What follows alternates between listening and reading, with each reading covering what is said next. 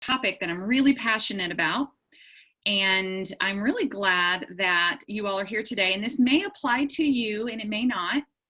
If it doesn't necessarily apply to you, then maybe you can lock away the information we're going to talk about today and apply it to your agents, because it applies to agents as well. And I'm going to show you how in a moment. Who has any idea what we're here to talk about? Who's read the Facebook post about what today is about? Not you, Jake. Getting out of production. Getting out of production. Yes. So just to give you a little history about where this is, I started working with the locker room a year and a half or so ago. And I started just, talking to brokers all across the country.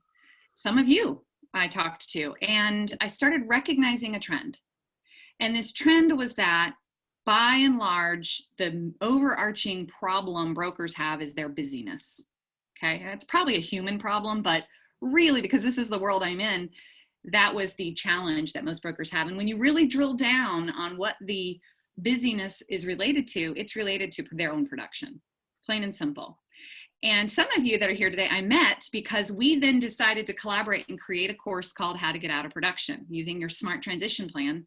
And some of you, we met that way through those courses that we were doing, the Masterclasses, and that was great. And so we decided to repurpose it and bring it out here again for you all to hear it again and use this information for yourselves, or like I said, for your agents. Okay.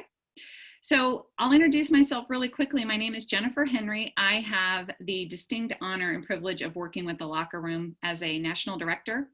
I work with broker coaches here in the Southeast region, and I just sometimes have to wake up and go, is this real? Do I really get to do this? Because it's really a lot of fun to get to work with you all. And today, some of you all are here from the Southeast region. Some of you are guests today. And if you're a guest here today, welcome. We are excited to have you here, and we love to show off what we get to do with our broker partners. So welcome. And if you have any questions, of course, whoever invited you here, please get back with them and ask them any questions you may have after today. All right, guys, today is a masterclass. However, I don't want this to be the Jen show. I want this to be the you show. I want collaboration and questions and comments. So if you will, please, when you feel compelled, unmute yourself, comment in the chat. I hope someone will monitor that for me. And I'll just kind of move forward with my content today. Hope that you can take some really great things away. Deal? Okay, I want to hear from two of you before we start today.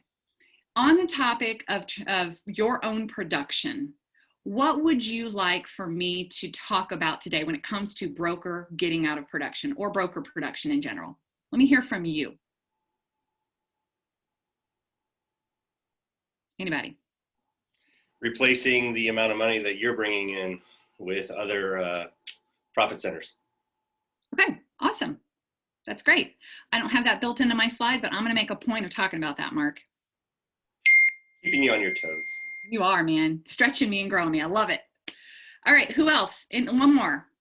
What would you like to hear about? What concerns you? What is a belief you have around it? Let me hear from you.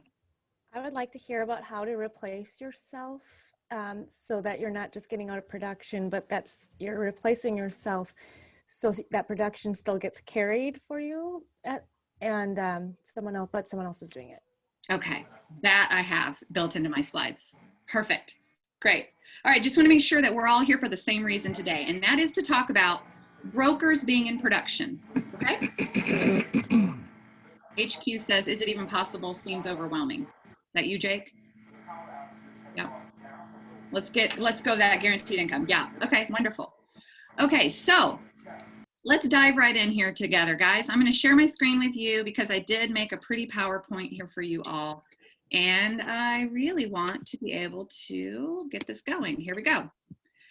All right, we're going to start by talking about brokers and their production. Okay, when I think about brokers being in production, I have this vision in my head. I have the vision, and I get this vision because this is how it's described to me when I talk to brokers around the country about their own vision and their goals and their dreams. I imagine a building, and the brokers inside the building has one hand on this corner of the ceiling and one hand on this corner of the ceiling, and the building's kind of caving down on their head a little bit, and they're holding it up with all of their might, and they're just straining and holding up the building as best they can. And maybe a corner collapses over there, and this pipe burst over here, and they're just running where they can to keep this building up. Meanwhile, while they're straining and holding this building up, agents are coming in and asking questions while they're straining under this pressure of holding the building up. Hey, how do I put this listing in the MLS? And the agent doesn't really have a clue that you're strained and you're bent backwards and you're trying your best to hold this place up. And they're asking a question from someone who is under such strain that you give them what they need, send them on their way. And then another one comes in and asks another question, another asks another comes in with a complaint that you have to navigate and deal with. And maybe there's a cultural issue that you have to address. And then all of a sudden you get, a violation from something one of your agents did, and you got to turn your attention to that, all while keeping your hands on the ceiling, holding this building up. Does this sound like anything you've ever been in part of? I know that you have at some point in your life, because I've been there too. Now, when I was a broker of an office, I was not in production. I had already transitioned out. But the reason I feel somewhat qualified to bring this class to you today is because I did make a decision to get out of production when I became a coach. I was a high producing agent team leader, and I wanted to go into coaching. So I put a 6-month transition plan together, and I transitioned out of sales and into full-time coaching. And this was 6 or 7 years ago. And so I haven't sold a house since. And my definition of out of production is I won't probably ever sell a house again unless I have to. That's my definition. So I want to be really clear that before we start talking about what getting out of production means, it means different things to different people. All right. To some people, it means you choose to sell a house when you want to. You only sell to people that you really like. You sell one house a month. To you, it may mean that. But to others, it may mean I'll never, ever sell another house again. So you need to decide what that looks like for you. Generally speaking, when I talk today about getting out of production, I am talking about having all your agents hands on the ceiling, holding up the building while you walk around and gently and quietly and with authority and power and clarity, answer their questions, helping them hold up the building, helping them do what they need to do so that they can have the businesses they want to have. And that burden of holding that building up is no longer on your back, but on the backs of everyone. That is my definition and the purpose and objective of my class today about getting out of production. Does anybody oppose this plan? Speak now or forever hold your peace. I didn't think so. All right, so we are going to talk about what it looks like for a broker to build a smart transition plan. Now, I mentioned to you that this plan could be, if you're not interested in getting out of production, or maybe you already are, perhaps you want to help your agents transition out of another job into full-time sales. This plan applies to whoever wants to transition from one thing to another. The reason I say that is because one of the things that I started noticing when I talked to brokers was that oftentimes I was hearing the same challenges that dual career agents have. Agents that have another job and are in real estate are trying to do both. It's kind of the same thing when a broker is in production and trying to run a brokerage. It's like being a dual career agent. So you can take this transition plan and use it with your dual career agents. You'll have to change out some of the language and some of the numbers, but the plan works. And it's really just a way of helping them see a path out of this other job and into production. Okay, so this goes both ways. All right, let's talk about the reality of what the issue is. Okay, brokers. Today, your leaders, I'm bringing it to you because I'm right here with you, and I know the challenges you deal with, and I know all the things. But what I know above all else is that you decided to open a brokerage because you had a vision of leadership. And your vision was that you would be this rock star broker helping agents make a lot of money, and by default and through them, making money yourself. I'm fairly certain that most of us didn't sign up to have, 5 jobs. We didn't realize what we didn't know. And that's okay. I'm not blaming. But what I'm saying is one of the things you know you do well is you sell well.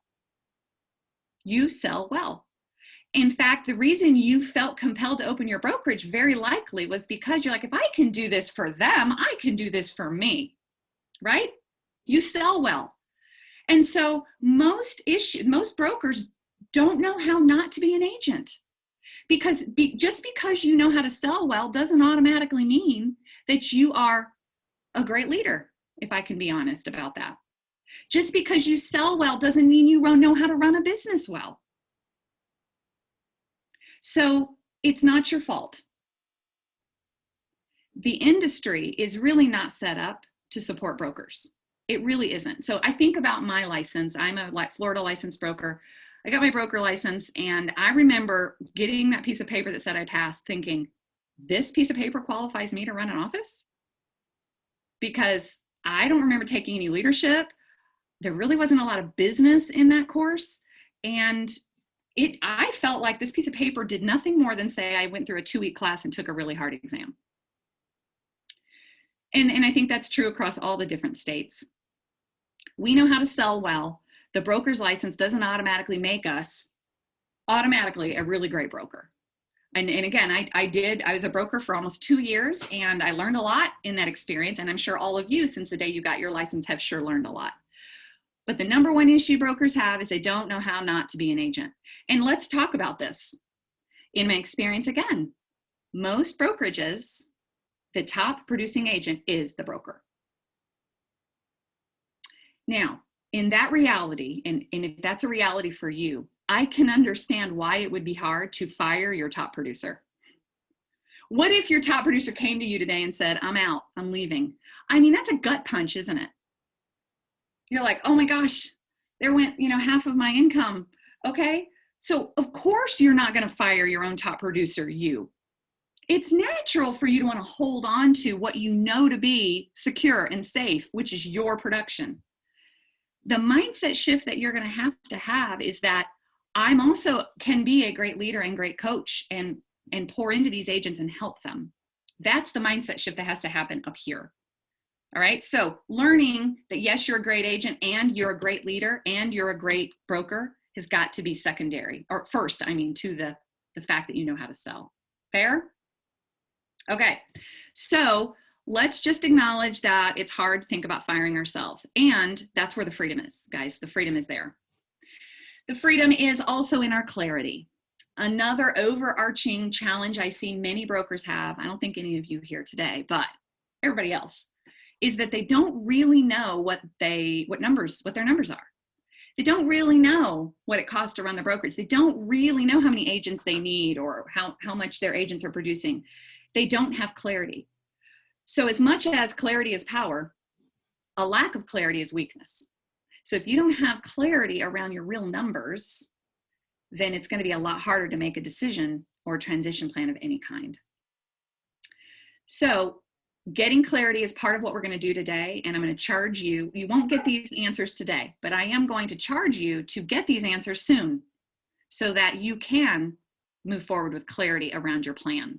If you don't do this today or soon in this next week, then this will be a masterclass you took and just moved on with your life.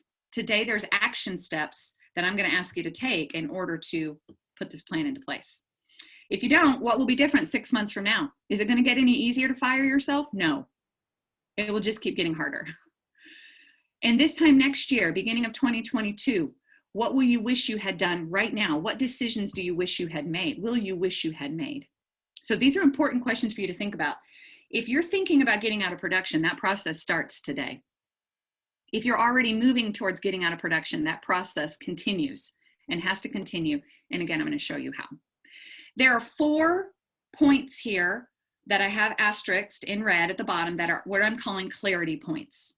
These are the 4 points that I feel are the most fundamental basic numbers you need to know with clarity in order to create this plan.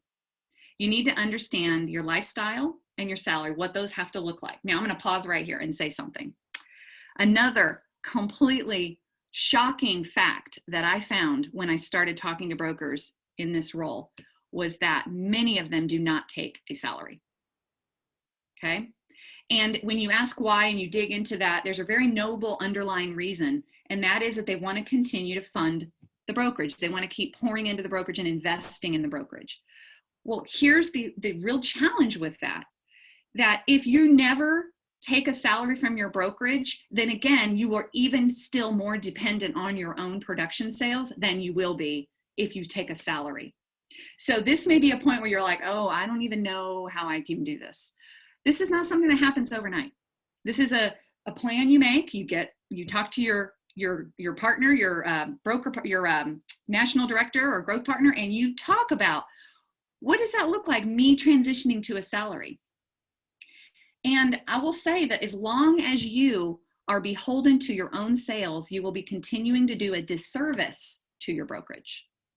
So not taking a salary in the end is not the best way for your brokerage. Knowing that you're going to need to get paid to be a broker and need to get paid to be a recruiter and need to get paid to be a coach, those are all important. Okay. Most brokers just they take their own sales and they live on their own sales. And then the brokerage is this independent thing. It's not the way it works. You are the brokerage. If you were to funnel all of your money through the brokerage and take what you need, then now you put your oxygen mask on and you can breathe, and now you can support the brokerage, and the brokerage now knows how to support you. So it's got to start there.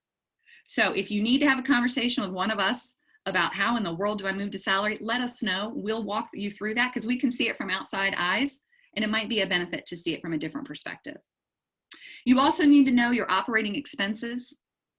You also need to know your average company dollar per agent transaction closed. And the reason I put this here is because a lot of times brokerages have a variety of splits. You need to know what your average is. And we're going to talk in a minute on how to do that. Also, what is your agent count currently? And what are your per agent productivity levels? Meaning, what are each of your agents doing? Which ones are performing? Which ones aren't? Which ones need extra? Which ones could use coaching and would go to the next level with training and coaching? So these are some of the 4 things that I think are the most fundamental clarity points that a brokerage needs in order to make this plan a reality. Okay? Any questions, comments, or anything before I jump into the SMART plan? Okay, guys. Anything in the chat? You just interrupt me, Jake, if there's anything there, okay? Cool. All right. Everybody knows what SMART stands for, right? When we help agents set goals, we help them set SMART goals. Today, we're going to follow the SMART acronym for your transition plan. Okay? Just watch how this is done. We're going to start with S in the transition plan, which is specific. And I'm starting with the one question that I feel is the most unspecific one that brokers deal with, which is, what does it cost for me to survive? Okay? Now, if you have been in our world at the Locker Room for very long, or if you're new to our world together, let me just introduce you to the concept of abundance. We want abundance for all of our broker partners. We want abundance for your agents as well. Our target, our dream, our vision is to impact the blue ocean of agents, the vast amount of agents that without great leadership will fail. That is our target, and we do that through you.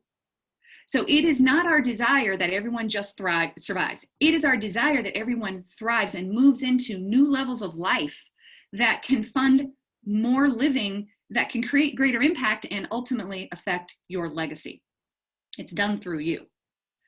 So when I say, how much money do you need to survive? Just know that this is temporary during your transition.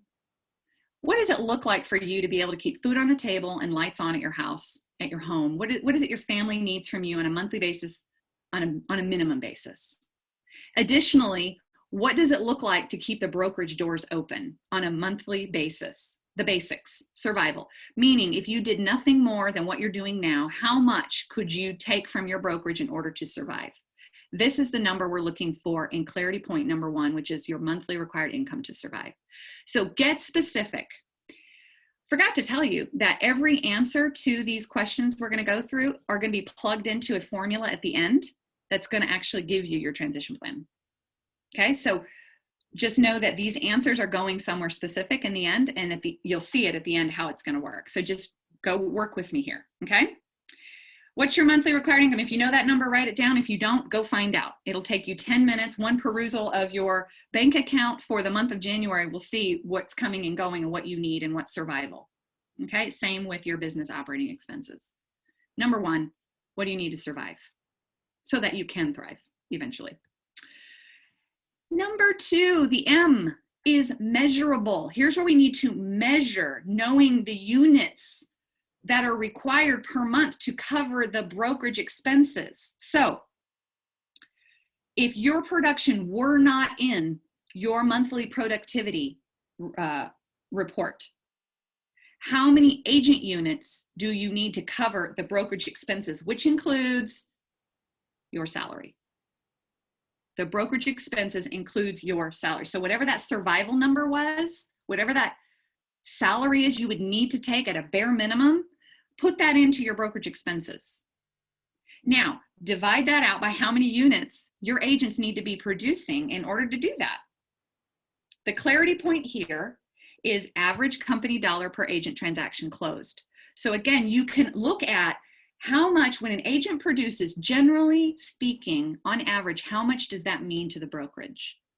And then know how many of those you need in a given month in order to cover the cost of the brokerage, the expense. Okay, and remember, this is how we are, and to answer Michelle's question or point, this is how we are teaching and creating the agents to hold that building up for us. This is how we are transferring the burden of holding the building together and up to the agent's production so that we can slowly but surely take one shoulder down, another shoulder down, and finally go, okay, I'm not holding this whole thing up. Okay? So this is a clarity point. How much do you make when an agent has a closing, and how many of those closings do you need in order to keep the brokerage alive, including your salary? Everybody clear? I'm looking at eyeballs. Everybody clear with me so far? Tracking with me? Okay. The next step on the transition plan is attainable. Now, here's where we get really clear about the gap. So maybe right now you need 15 agent units on average to hold up the building, but you've only got 5 on average every month. You know that you have a 10 unit gap for them to be able to take the burden of production and for you to not focus solely on your own production. So if there's a gap, and there always is, that's what we're here for, by the way, for the gap. If there's a gap, and there will be, then you have 2 ways to close that gap. One is recruiting, and one is increasing agent productivity. And the third way is both. And Mark, here for you, this is to your point. This is where there can be other ancillary services too, friends, that you can depend on. We have quite a few broker partners that have ancillary services, profit centers inside of the brokerage that are creating income as well. Factor those in if you need to. All right. So some of those could be a transaction coordinator profit center. I'll just tell you quickly that in my brokerage, we had a transaction coordinator. She charged $375 per transaction. We kept $75 and paid her $300. She was a 1099, and she was a profit center that paid for all of our marketing. That's one idea as a transaction coordinator. There are MSAs with lenders and title and different affiliate partners that you can consider as income as well. So when you look at the gap of what the income gap is, it may not just be your agent productivity, it may be ancillary services. And if that's something you're interested in, talk to us. Let's have a conversation about how we can support you in maybe the vision of what you have for ancillary services. Answer your question, Mark? Okay, I want to make sure I touched on that.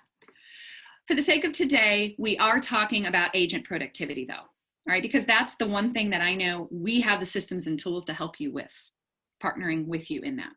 So between recruiting, we have certain systems for that. And between agent productivity, we know that those together can close this gap with the right plan. So here's where your clarity point is to know your agent count and to know your agent's productivity levels, knowing what your agents are doing, which ones are underperforming and you know when they are, and which ones are are performing but could use a bump to the next level. That's where you come in and get to be their leader and help them do that. Okay, so between recruiting and agent productivity, these are how we close the gap through this plan. Next, we move to realistic. Okay, now here's where we go. All right, this gap was huge. Like, it's big. Jen, I get it. I see what you're saying, but we're talking, I have to double my agent count or double my productivity to do that. I don't even know how I'm going to do that. I can barely breathe right now. Remember, I'm holding this building up. How am I supposed to recruit? And how am I supposed to get my agents into higher production? Well, guys, you're not going to do it alone. Tools, systems, leverage are what you'll need to make you more than you are today. The way that we increase our capacity, hear me, leaders, the way we increase our capacity is through tools, systems, and people. There will be a point in time when your ceiling is right here, and there is no more you can do as one human being without sacrificing quality of life, joy, whatever, health, okay? So when you hit that ceiling, you look at tools, systems, and I call this leverage, but we're talking about people that you're going to need to make you more than you are today. I heard a really great quote not long ago, and it said, money follows systems.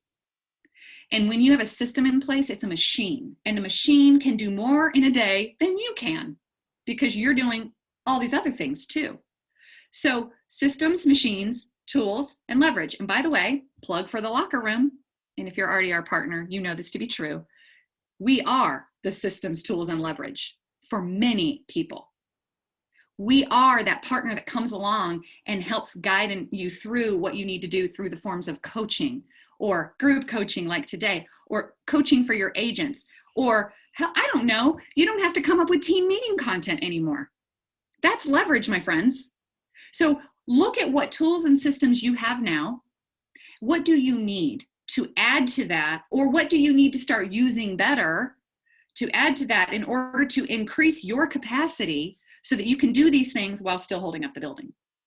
Again, this takes some time and thought, but take the moment to do this. Talk to your coach about this. How do you implement these things into your life so that you can do more? So that's the realistic piece. Yes, you have a gap. And realistically speaking, in order to close that gap, you're going to need some extra things. And this is where you make that decision. Everybody still tracking? Okay. Now it comes down to the really most important piece, which is the time bound. By when will all of this be achieved? It's important that you get brave here and say, I'm going to do this by June, whatever, making up a date here. And that you put the date on it and you seal that in, because we know how this works. If you don't, you'll be back here next year having the same conversation with us. The time, the commitment to the deadline is what pushes us to complete the activities required to get where we need to go. And it is my desire for you, even though I may not know all of you, it's my desire for you as a leader to have the life you want to have so that you can be more for those that depend on you. The sooner you do this, the better. Here's the question. If you don't know what to put here, I'm going to ask you a simple question. How long can you afford not to? And the next question that I'm going to have, how long can your agents afford for you not to? These people that chose you to be under your license had an expectation that they would make money, most likely, with you. And the more you aren't available to them, the less they have that potential. By when will this be achieved? You pick the date. Don't be afraid to change the date. Once you take a look at the numbers, you go, I could do this sooner. There's someone on this call today, I will not say names, that had this conversation with me and bumped up his date 5 months when he saw the real numbers. And I know that person is still on track to have completed this by May. And we're going to talk about that plan, his plan, in just a moment. The truth is, guys, whatever date you put on here, I believe that's when it will happen by. Because I believe in the power of decision, and I believe in the power of belief. And here at the locker room, we talk a lot about belief, don't we, Jake? When you believe it's possible, it becomes possible. You just believe it, and it will. Look at the plan, gain clarity, see that it's possible, decide, and that date will occur. I promise you that. There will be challenges. You will not be overnight, but you will achieve it when you decide and you implement your plan and you execute. So the time part here is really important. Look at your numbers, look at your gap, make a decision about time, and decide. Now we're going to put it all together, and this is the fun part. So you may or may not have all your answers right now, and that's okay. If you want to take a picture of this, you can take a picture of this screen and recreate this visually for yourselves, because this right here is the formula. This is the plan. You simply take your answers from SMART and you plug them into this document. All right? I'm going to read it out loud so that it sinks in. In order for me to be out of production, I will need to bring in blank amount per month through my agent's production. That's where you put the specific number in there. It requires measurable agent units closed per month. So you're going to need to put how many agent units you're going to need per month. And again, all ancillary services aside here. And then in order to do this, I will recruit blank amount of agents and or increase agent productivity to blank units per month from where you are now to where you need to be. Then I will insert however many tools, systems, leverage you need here to achieve this. This could also say, I will hire blank, blank, blank in order to achieve this. You could change the verb at the beginning. It could be, I will finish my onboarding system. Whatever it is here for you, you know the tools and systems leverage you need to make this reasonable for you. That's where you plug this in.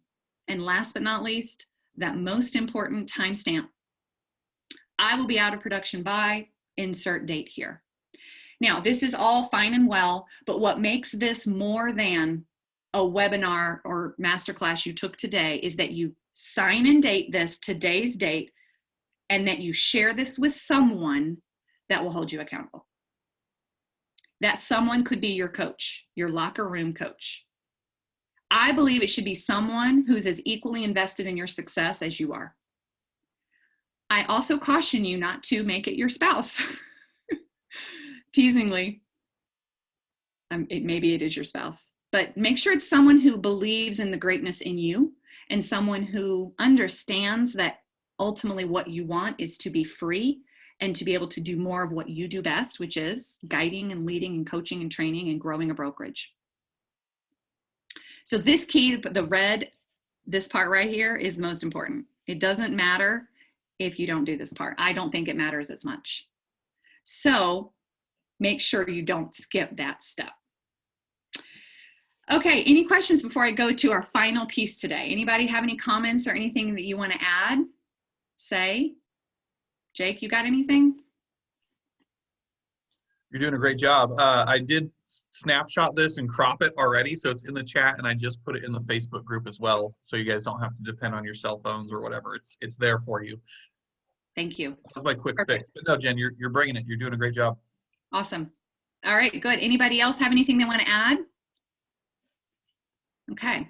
So what I'm going to do now is probably my most favorite part of today, and that is I'm going to share with you a letter that someone wrote going through this masterclass that took these action steps and made a decision.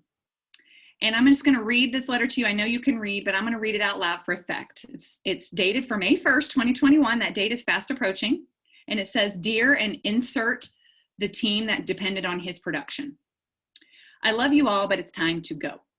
It's time that I resign from wearing so many hats, handling the day-to-day tasks, and focus only on being the best coach and broker to the team I can be. You're in great hands with team members in their respective roles, and I will trust them fully to manage their responsibilities.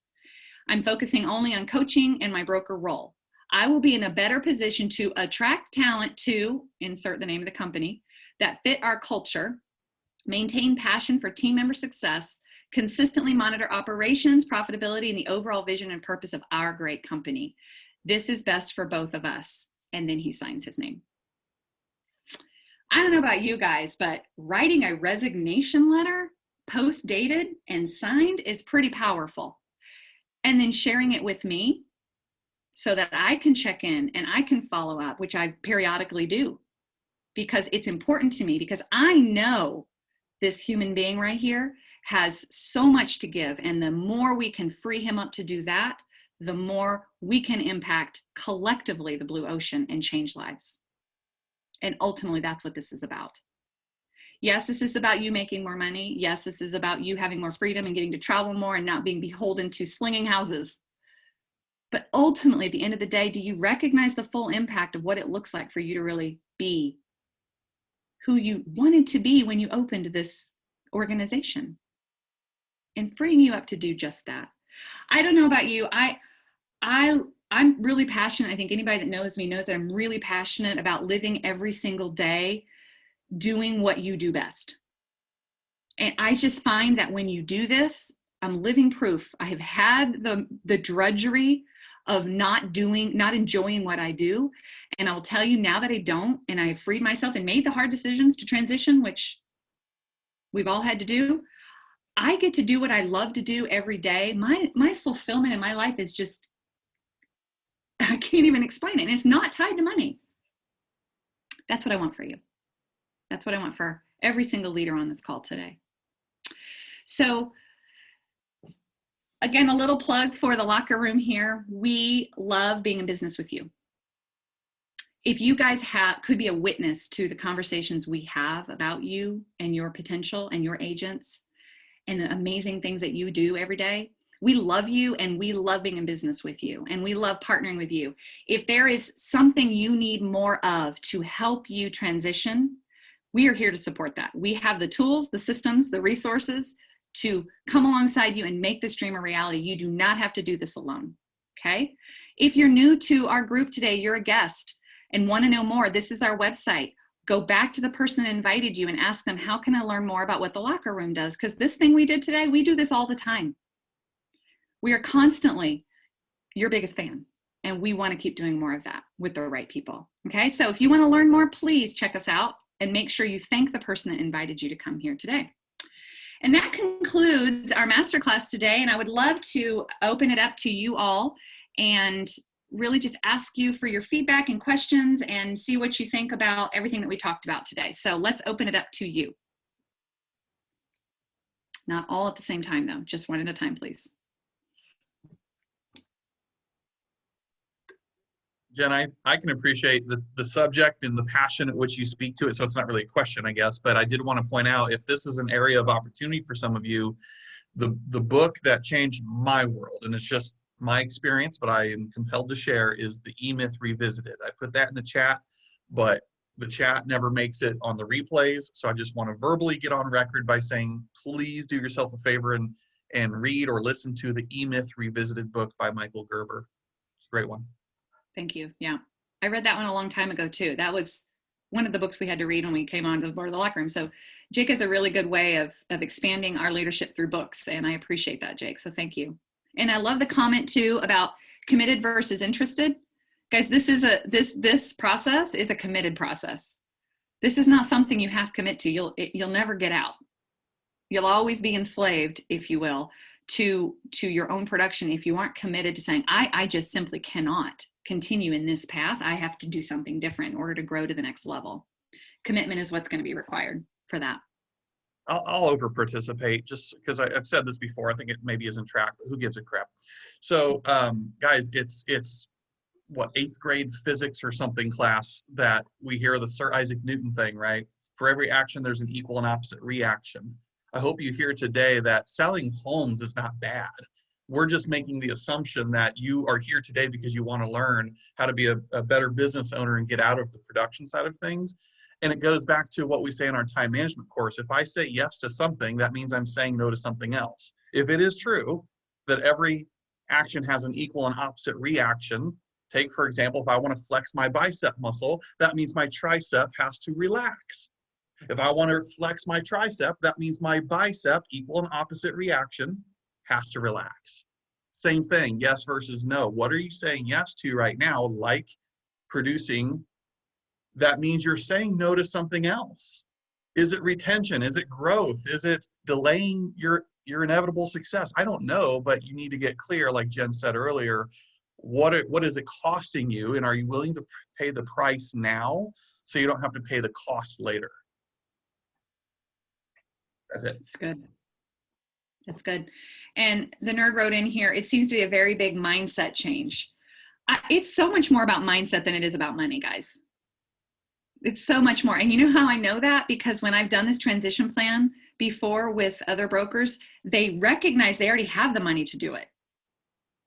It's just they didn't see it because their filter is different. They don't have the mindset of this is what I've got to do. So it is, I mean, it's no different than a real estate agent. Their success, our success, any success is 90% mindset. It's only 10% skill set or money or contacts or whatever else. 90% up here, guys. So yeah, very, very good point. Thank you for pointing that out. All right, any other comments? You guys are a really quiet bunch today. I wrote in the chat, Jen, I think my agents trust me more because from the beginning, I purposely tried not to be the top producer. But I had to change my mindset with that too, because I was like, as a leader, if I don't produce, how will they know I'm any good? But then when I help them produce, then that makes them believe in me more. Yeah. You know, it's not them seeing my personal transactions, it's them seeing their bank accounts grow. It causes them to trust me more. It just absolutely does. That's really good. That's a really good point. So it isn't so much about how much you've produced, it's how you help them produce that they care about. Everybody's in it for what's in it for me. Everybody's in that. That's what we're all here for in the world. If you're human, it's what's in it for me. They want to know what's in it for me. How are you going to help me? Not how are you going to help you. Such a great point, Kimberly. Thank you for sharing that. Good stuff. Anybody else? Well, I appreciate all of you guys joining here today.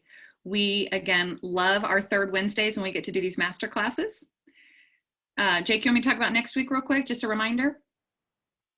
Next week is admin group coaching. So if you have administrative ops type person or yourselves are that person, then we're doing our HQ, our amazing HQ team is going to be doing our group coaching for them next week. So we'll be back with our broker partners the first week of March with Jake. Yeah, and Okay. next week is specifically about stemming from the book Rocket Fuel. So the team is going to be talking to you and or your operations team about the different styles, the integrator versus the visionary, and how to best work together, and really talk about the behavioral styles and things of that nature to create a championship winning team. So it should be good stuff. Yeah, it's always good. We got such great feedback last month. So make sure you get your people in here, or you yourselves can attend. All right. Okay, guys, well, we'll release you back into the world of brokering so that you can go do your awesome stuff. Please reach out if you have any comments to me or Jake or your coach or anybody here in this group. We're here to support you guys, okay? All right, appreciate you all. Thank you.